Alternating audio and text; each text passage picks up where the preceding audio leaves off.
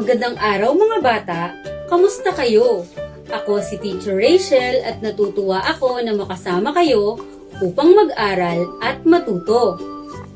Handa na ba kayong tuklasin ang ating bagong aralin? Kung ganun, umupo ng maayos at makinig ng mabuti. Mathematics 2, Week 6, Quarter 1, Subuking Magdagdag. Most essential learning competencies. Visualizes, represents, and adds the following numbers with sums up to 1,000 without and with regrouping. A. 2-digit by 3-digit numbers. B. 3-digit by 3-digit numbers.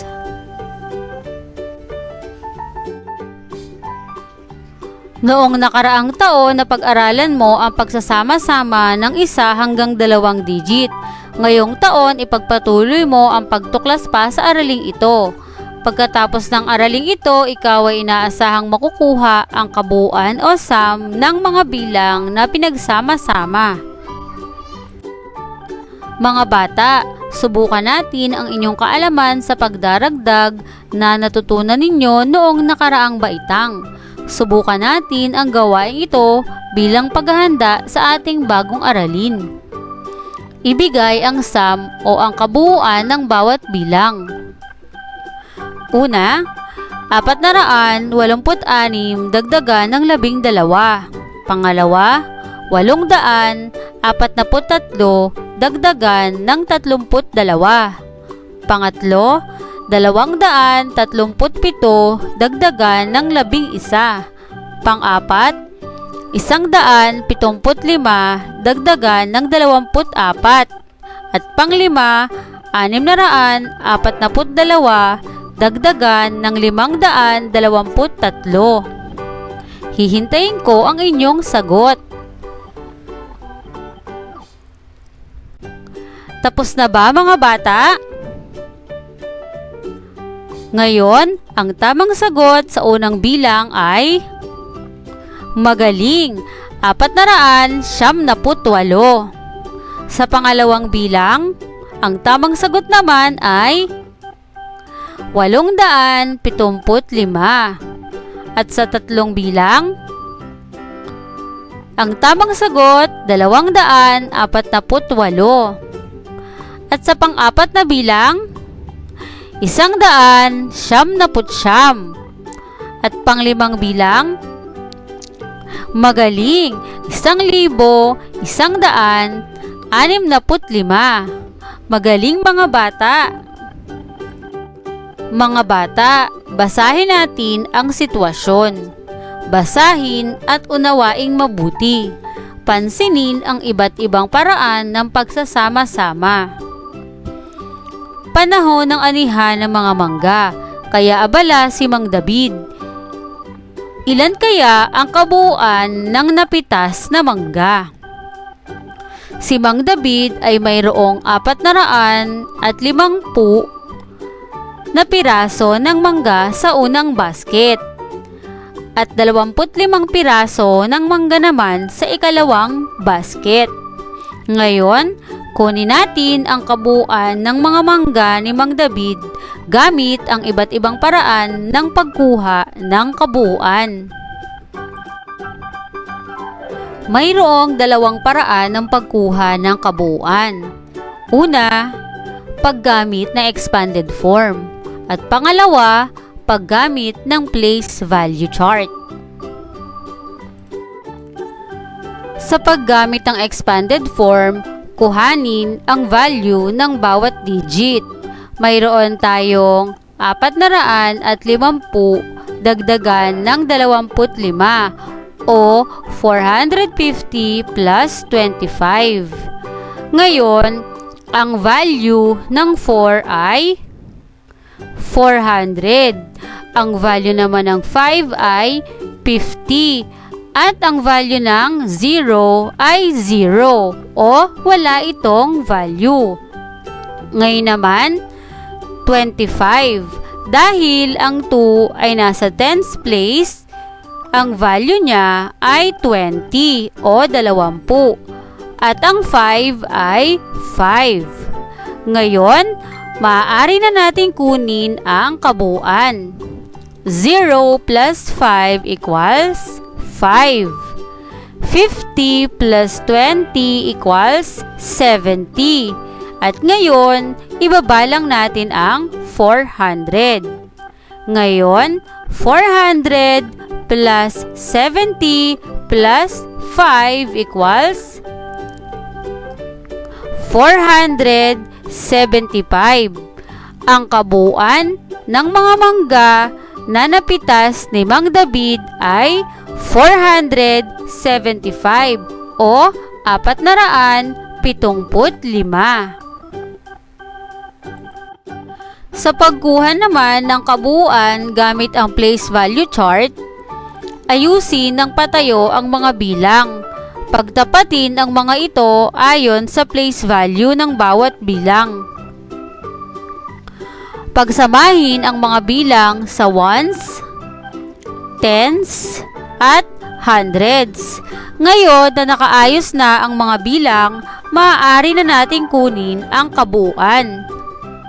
Una, sa ones, 0 plus 5 equals 5. Sa tens naman, 5 plus 2 equals 7. At ngayon, sa hundreds, ibababa lang natin ang 4.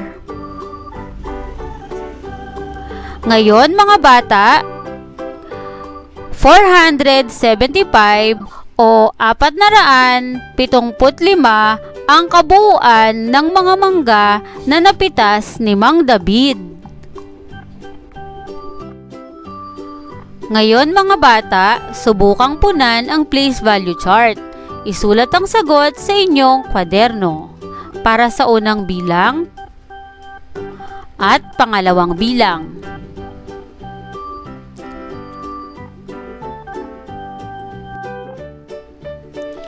Sa pagdadagdag, iayos ang mga bilang ng magkakatapat at nasa parehong place value.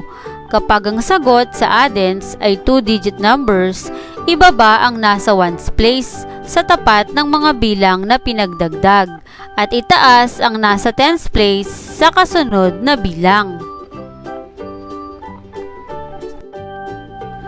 Ngayon, mga bata, subukin natin. I-regroup ang mga sumusunod. Para sa unang bilang, 158 plus 22. Para makuha natin ang kabuuang bilang, magsimula tayo sa ones. 8 plus 2 equals 10. Ngunit hindi natin maaaring isulat ang 10 sa ilalim ng 2. Kaya naman, isusulat natin ang 1 sa tens place at ang 0 sa ilalim ng 2. Ngayon, sa tens place, 5 plus 2 plus 1 equals 8. At sa hundreds place, ibababa lang natin ang 1. Kaya naman, ang kabuuan na ating nakuha ay 180. Sumunod na bilang, 270 plus 54. Magsimula muli tayo sa ones. 0 plus 4 equals 4. At sa tens, 7 plus 5 equals 12. Ngunit hindi natin maaaring isulat ang 12 sa ilalim ng 5. Kaya naman, isusulat natin ang 1 sa hundreds place at ang 2 sa ilalim ng 5. Ngayon sa hundreds, 2 plus 1 equals 3. Kaya naman, ang nakuha nating sagot ay 324. Para sa huling bilang, 266 plus 45. Magsimula muli tayo sa ones. 6 plus 5 equals 11. Hindi natin maaaring isulat ang 11 sa ilalim ng 5. Kaya naman, isusulat natin ang 1 sa tens place at ang 1 sa ilalim ng 5. At para naman sa tens place, 6 plus 4 plus 1, ang sagot ay 11.